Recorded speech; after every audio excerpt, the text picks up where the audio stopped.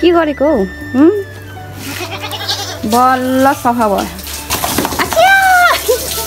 गर्मी हुन्छ नि त अब गर्मीको महिनामा अनि खाइदियो भने यसरी खुसी भएर पुग्छ र यिनीहरू चाहिँ धेरै पछि जाडोभरि नहाएनन् अनि आज बल्ल धेरै पछि नहाउँदैछ। कतिजनाले चाहिँ सोध्नु भएको थियो बङ्गुरको बच्चाहरू बेच्नुहुन्छ भनेर। 4वटा छ यिनीहरू चाहिँ बच्चा खुल्लै रहेछ त्यहीबाट पुरै बच्चा उत्पादन गर्ने फार्म हो यो चाहिँ। हेलो एभ्रिवान, हेलो नमस्ते, welcome back to my channel guys. म चाहिँ बनिता गुरुङ। साथीहरू देख्न सक्नुहुन्छ म चाहिँ अहिले चारो बोकेर पछाडि चारो छ अनि फार्मतिर लाग्दैछु। अहिले चाहिँ बिहानको 9 बज्दैछ साथीहरू। पुरै घाम पनि लागिसकेको छ अनि मम्मी अगाडि हुनुहुन्छ।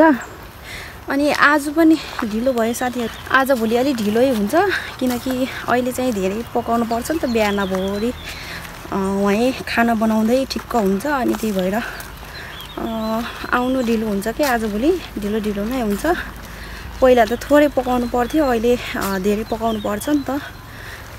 लगभग 2-3 बान त पकाउनु पर्छ, त्यही भएर चाहिँ अलि ढिलो हुन्छ साथीहरू। यहाँ मुनि चाहिँ फार्म पनि छ अनि हामी चाहिँ चारो बनाएर तयार पारेर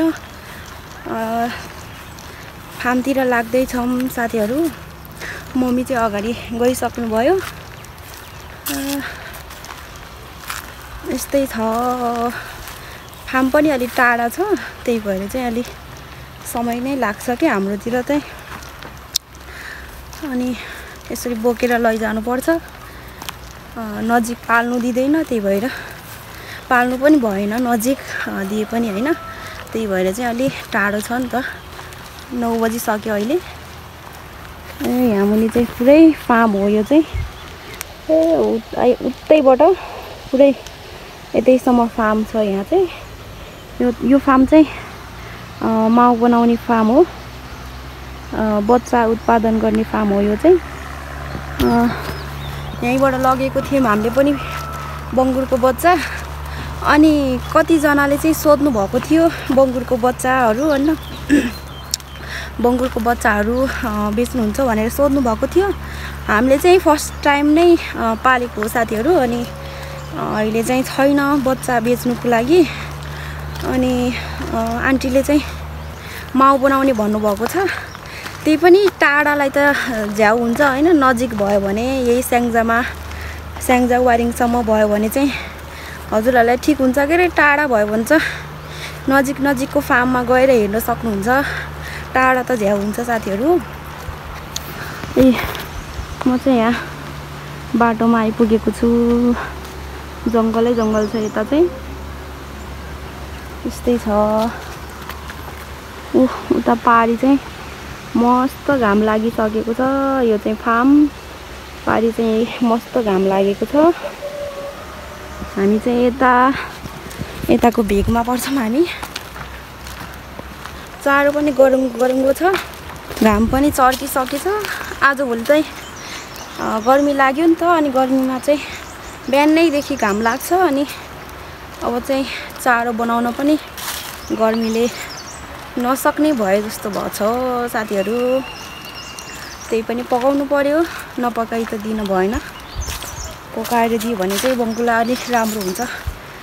हामी चाहिँ भर्खर बल्ल फार्ममा आइपुग्यौँ साथीहरू। यहाँ चाहिँ आन्टीहरू बस्नुहुन्छ, त्यसलाई नै हेरेको। बाख्राले हेरेछ मलाई, के गरेको भनेछ क्या मलाई। कति मोटो भएको हेर्नु यो बाख्रा। यो चाहिँ माउ हो अनि यो बच्चा कति छिटो ठुलो भयो। के गरेको हौ कुडो खाएको होइन। यो चाहिँ भैँसी छ। मम्मीले चाहिँ उतापट्टि लैजानुहुन्छ, म चाहिँ यताको सानो फार्ममा। यो चाहिँ मालेलाई हो। बच्चा खुल्लै रहेछ है।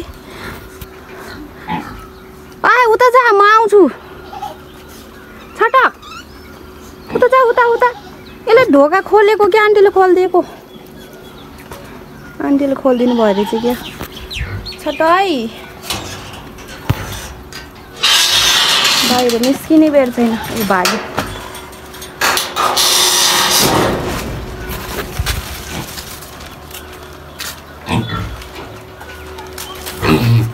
के गरेको हौ माले? भोक लाग्यो है, ढिलो भयो आज, नत्र आइकिन बसे चाहिँ।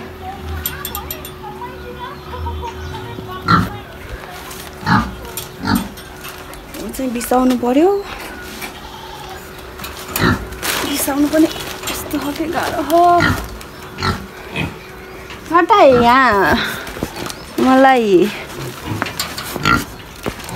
हिजो चाहिँ दाना पोखिएर कपडामा, आज चाहिँ मैले यहाँ काठले बारेर ल्याएको छु कि। हटाए छोटो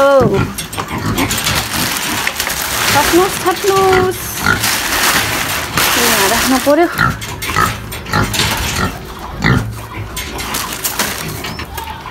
पुरै पसिनै पसिना भएछ, यस्तै छ।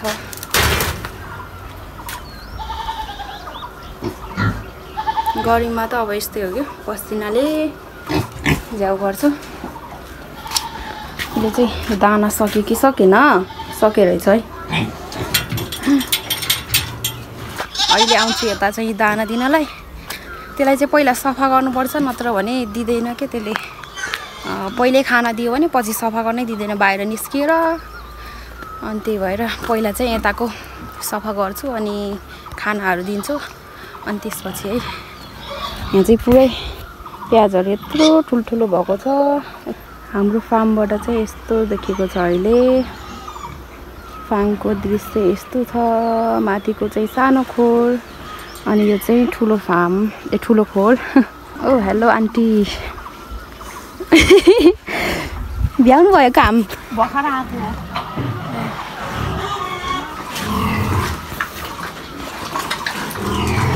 यो दुईटा नि कस्तो ठुलो भएको छ। एउटा बिर हो, कुन चाहिँ हो बिर? यो हो बिर, यो बिर हो साथीहरू। अनि यो चाहिँ पाठी होला सायद। अनि यो बिर, यही बिर हो उताको माउलाई लगाउने चाहिँ। यिनीहरू चाहिँ खाना खाँदैछ।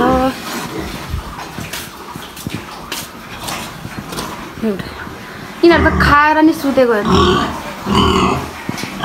दाना मस्त सुतेछ हल्का। कालो हेर्नु खाना दिन्छ भनेर उहाँ मुख उगाडेर हिँडेछ।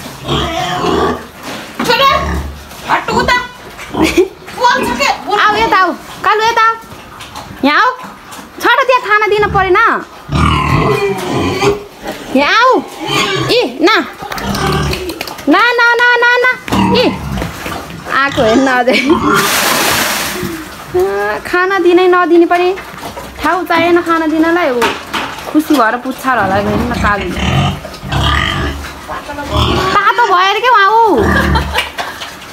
तातो भयो भने भर्खर पकाएर लिएर आएको तातै होला नि।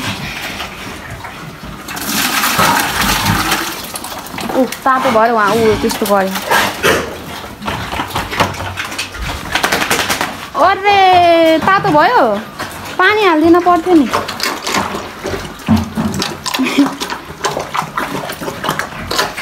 यो दुईटा हिजो छिरेको थियो, आज त अलि सन्चो भएको क्या। अझै अलिअलि छिर्दै।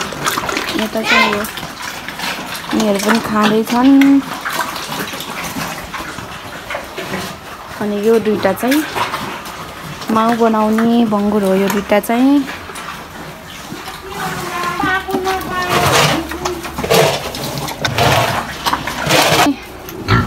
सानो बच्चा छ। यिनीहरूले खाना खाइसक्यो अनि बसिरहेछ। ओ हेलो, चारवटा छ यिनीहरू चाहिँ। खुसीले खाँदैछ, खुसी हुँदै। आज त शान्त बसेछ त, हिजो त एकदम कराएर केही बोलेको सुनेन। यिनीहरू पनि राम्रो राम्रो छ बच्चा। ओ हेलो, भोक लागेन भने त नकराइकन बस्छ कि, भोक लाग्यो भने हो।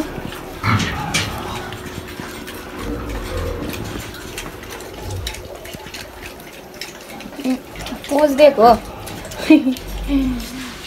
कति क्युट क्युट के हेर्दा पनि माया लाग्ने बङ्गुरको बच्चाहरू हेलो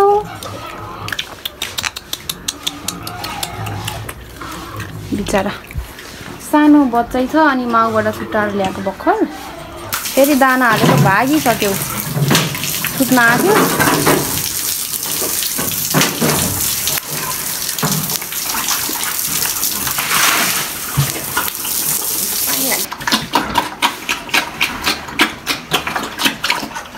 सेतीले हो क्या त्यसरी खानु चप चप चप गर्छ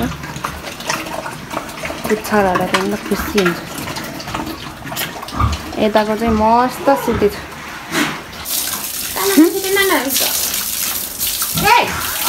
यता आऊ कता भिजाको यिनीहरू चाहिँ धेरै पछि जाडोभरि नआएनन् अनि आज बल्ल धेरै पछि नआउँदैछ थापेर बस्छ एउटा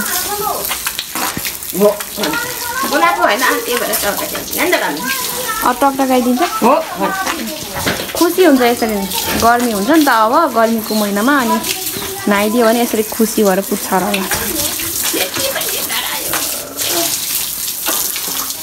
रातो भयो त्यस्तो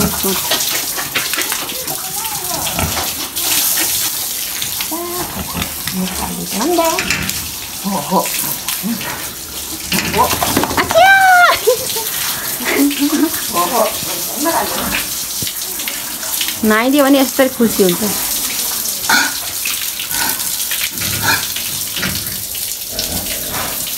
ल सफा भयो बल्ल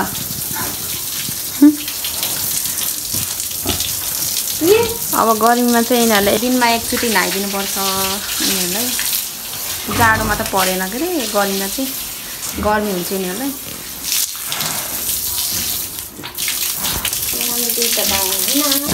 बल्ल राम्रो भयो कालो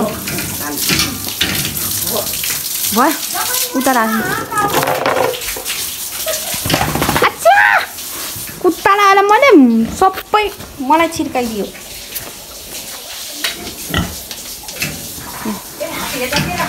खुसी भयो अब सुता सुता अब सुत्नु त सुत्नु अब यिनीहरूको पालो आची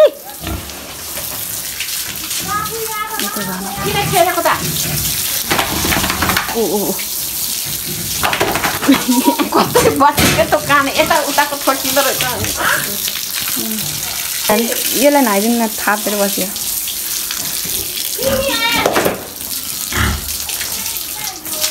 भाग्यो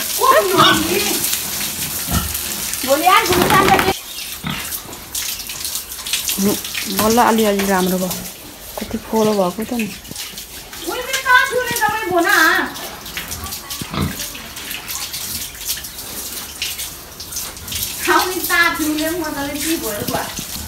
बल्ल सफा भयो नत्र फोरो भएर जाडोभरि नुहाएनन् बल्ल फागुन लागेपछि बल्ल नुहाउँदैछ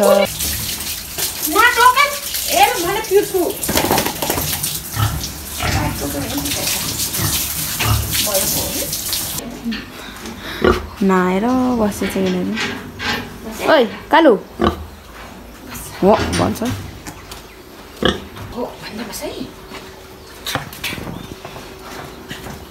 किन टोलाको हो घाम बसेर टोलाउने भाइ घाम बसेर टोलाउने किन खोलिदिएको हो र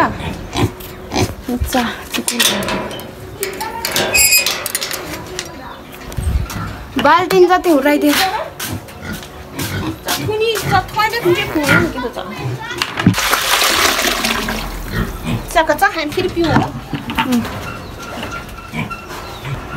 नत्र भित्र पसिहाल्छ कस्तो पो छ यो ऊ छक्काएर घुचाटी घुचाटी हो अझै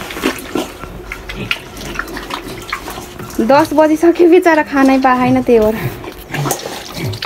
यस्तो आत्ते छ तातो छ र आमा त्यो हो नफालिकन खाए पिठा खान्छस् नत्र मेरो ओ